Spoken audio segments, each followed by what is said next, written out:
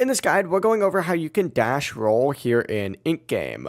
Before we do get into this guide, make sure to like the video and subscribe to the channel with all notifications on. It really does help the channel and lets us know that you want more content like this. We'd greatly appreciate it. And if at any point throughout this guide you did have any questions, just ask them down in the comment section below and we can help you out further. I'm going to be doing my best to reply to every single comment down there. Now, the dash roll is the upgraded version of the standard dash. While the normal dash obviously gives you that quick burst of speed, the dash roll will let you travel a lot further and is a part of a higher tier movement upgrade.